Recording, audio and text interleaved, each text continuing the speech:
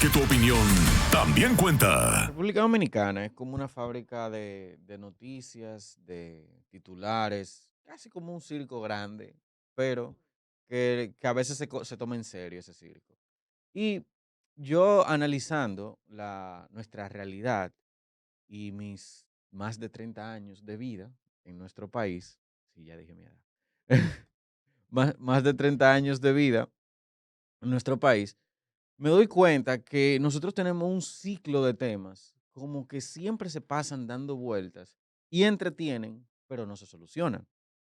Y un ejemplo de esto, señores, es el tema Haití. El tema Haití es un tema que nosotros venimos hablando de él desde Balaguer. Balaguer puso sus límites, después vino Lionel, después vino Hipólito, después vino Lionel de nuevo, volvió Lionel, Danilo y Danilo. Y el tema Haití se mantiene dando vueltas en supuestas soluciones que nunca terminan de definirse. Otro tema que no se quiere solucionar, pero entretiene, es la pobreza. Aquí siempre se habla de que tenemos pobreza, tenemos pobreza. Los indicadores de crecimiento están altos, los indicadores de desarrollo económico están altos, pero siempre la pobreza se mantiene, siempre las subvenciones se mantienen, siempre las tarjetas y ayudas sociales se mantienen sin crear una planificación para sacar a las personas del estado en el que se encuentran, porque si en verdad se quisiera solucionar la pobreza, se empieza trabajando la mentalidad, porque en Latinoamérica y específicamente aquí en República Dominicana, cuando se habla de pobreza o se ataca a la pobreza, se ataca a la pobreza regalando la comida, no enseñándole a la gente a construir y a sembrar la comida. Porque si bien yo te regalo una tarjeta que te da X cantidad de dinero al mes, o te regalo una funda, o te regalo un bono, sea en Navidad, sea para la madre, o sea con lo que sea, de que para solucionar tu problema de pobreza, o te inscribo a un seguro de salud estatal subvencionado por los impuestos de quienes trabajan, yo te estoy solucionando un problema, pero no te estoy ayudando a ti mismo a salir del problema. Entonces tú siempre vas a ser dependiente mío. Y claro, la pobreza es un tema que se mantiene en los discursos, que probablemente el próximo 27 de febrero, cuando el presidente Luis Abinader dé su rendición de cuentas, diga, bueno, nosotros movilizamos tal cosa y sacamos tanta gente de la pobreza, como decía Danilo, tal vez no es el mismo término porque ya me van a escuchar, pero solucionamos tal cosa, ayudamos tanta gente pobre, ayudamos a tanta familia, etcétera, etcétera, etcétera. Pero pocas veces se ve un plan para verdaderamente movilizar a esas personas de la pobreza. Porque si bien yo te mantengo con la tarjetita, yo no te digo, bueno, para tú dejar de utilizar esa tarjetita, tú tienes que hacer tal y tal y tal y tal cosa, y nosotros te vamos a ayudar y acompañar para que tú hagas tal y tal y tal cosa, y entonces dejes de depender de la tarjetita. Sin embargo, es mejor mantener el tema en entretenimiento sin solucionarlo, porque a esa persona que yo le doy la tarjeta me aseguro un voto. Otro tema, señores, es la inseguridad. Nosotros tenemos, desde que Cuca bailaba y un poquito antes, probablemente, con tema de inseguridad, exceptuando el proceso de la dictadura, que la gente se desaparecía en intercambio de disparos.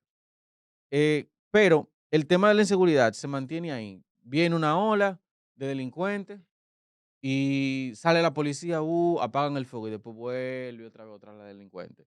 Y es como un ciclo trimestral y semestral que se da constantemente y entretiene, ayuda a apagar fuegos gubernamentales, ayuda a que la gente se desenfoque de una que otra cosa. Sin embargo, la planificación para solucionarlo siempre es muy pobre. Y el ejemplo actual que tenemos, porque en el pasado también se hicieron unos cuantos planes que tuvieron sus ligeros resultados, pero en la gestión que tenemos actual es el caso de la comisión para la reforma policial, luego el gabinete o la mesa para la reforma policial.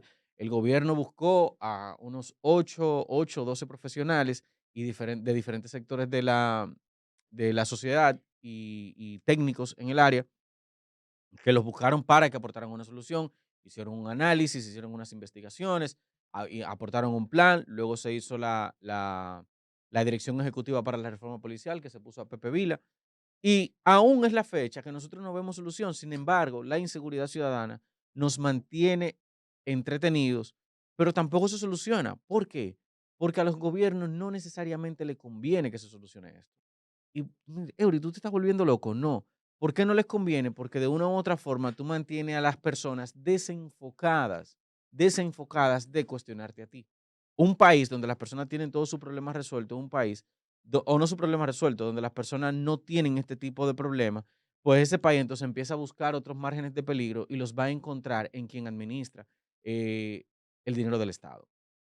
Otra cosa es el tránsito. Aquí se habla y se habla y se habla y se habla y se habla del tránsito, pero ¿dónde está el plan para solucionar el fucking tránsito?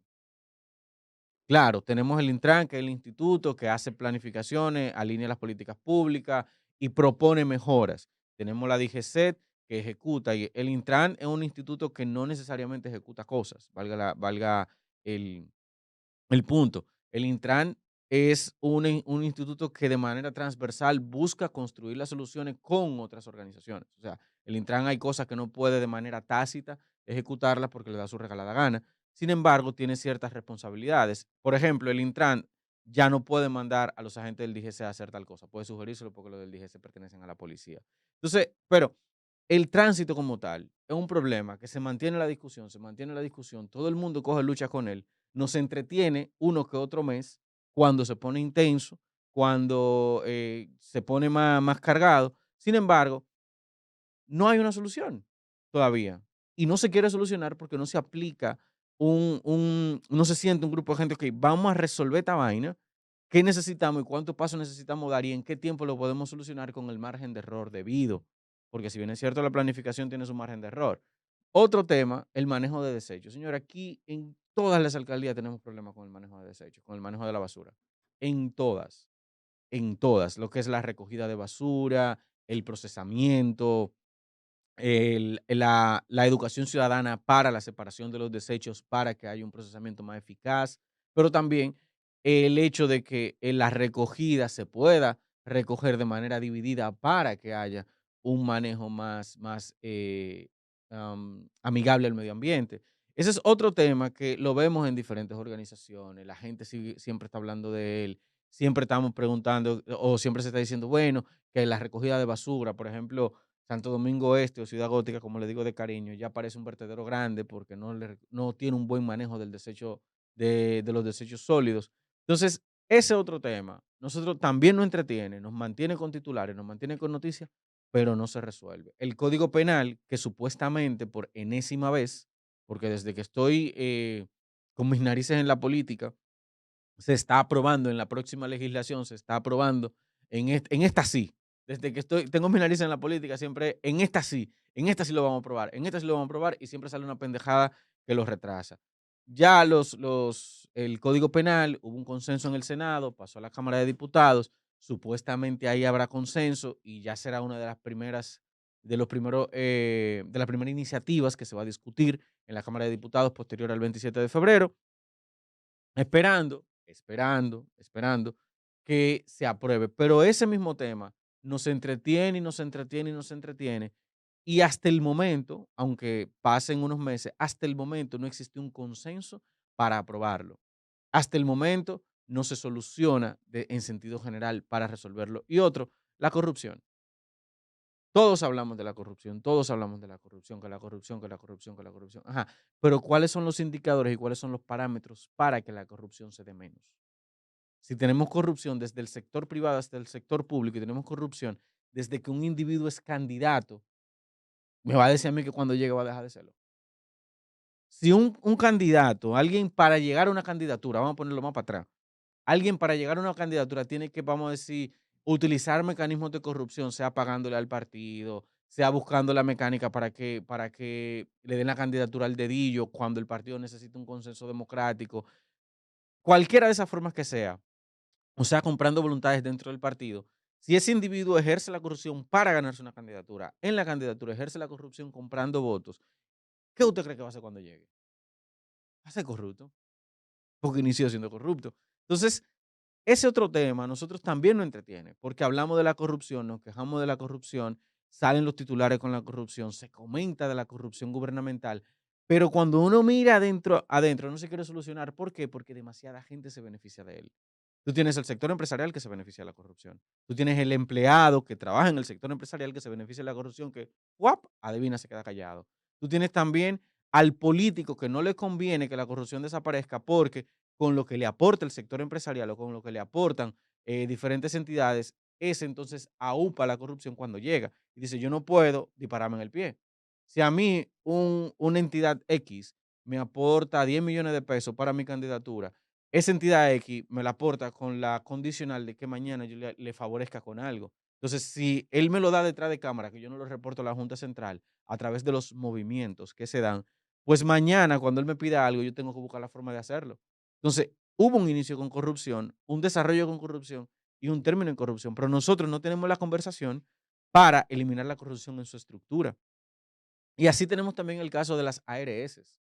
Otro tema que nos entretiene, pero cuando buscamos la raíz y la identificamos, tampoco buscamos la solución correspondiente. Claro, tenemos al pip de Senencaba con el tema este, manipulando ciertas informaciones, queriendo que toda la gente se pase al SENASA, yo no sé para qué, aunque yo sé para qué, asumo para qué, que es que exista un hub, un centro de seguridad social único y que ellos tengan el control y que el gobierno lo subvencione como es el SENASA. En la actualidad, la gente sigue migrando a SENASA. ¿Por qué? Porque las personas están bloqueadas de sus servicios de las administradoras de riesgo de salud. Entonces, yo no voy a estar pagando un seguro, es lo que piensa la gente, yo no voy a estar pagando un seguro si no puedo recibir los beneficios. Por supuesto, todavía las aseguradoras les da tres pitos porque están viendo un rendimiento mayor, ya que la persona están pagando por algo que no están recibiendo. Sin embargo, en el tiempo, y es una advertencia que le hago a las administradoras de riesgo de salud, en el tiempo, cuando empiece a verse la fuga de afiliados, lo van a sentir y entonces no va a haber vuelta atrás. ¿Por qué? Porque el afiliado va a ver que Senasa le ofrece más cosas y el gobierno y el mismo Senencaba y quienes quieren tener al SENASA como la única entidad centralizada para manejar la seguridad social, van a estar de risita. Y las aseguradoras van a hacer un acuerdo por detrás probablemente y se queden ahí con un lado con SENASA y si no, van a desaparecer probablemente. Entonces, es importante que estos temas que a nosotros nos entretienen, lo veamos en sus raíces. Lo veamos en sus raíces porque si no lo vemos en sus raíces, nunca los vamos a solucionar. Y estos temas, y se los repito, el tema Haití es un tema que entretiene muchísimo, pero pocas veces se habla de soluciones. Ahí tenemos un Abinader que dijo que el muro lo iba a hacer en 6 meses y llevamos casi 2 años. Tenemos la pobreza, que siempre se habla de la pobreza. Sin embargo, se habla de la pobreza desde un sentido de asistencialismo, no de un sentido de progreso.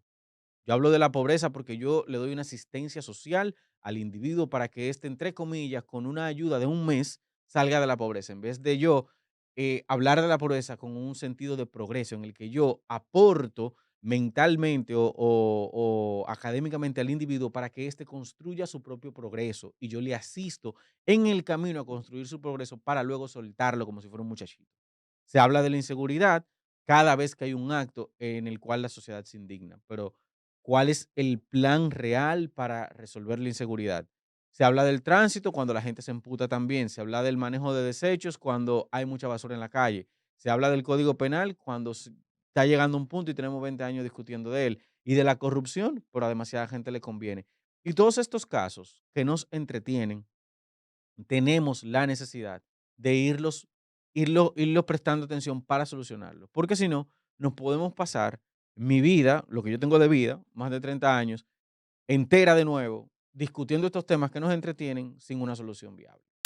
Estrella 90.5 FM presentó Estrellas de la Opinión.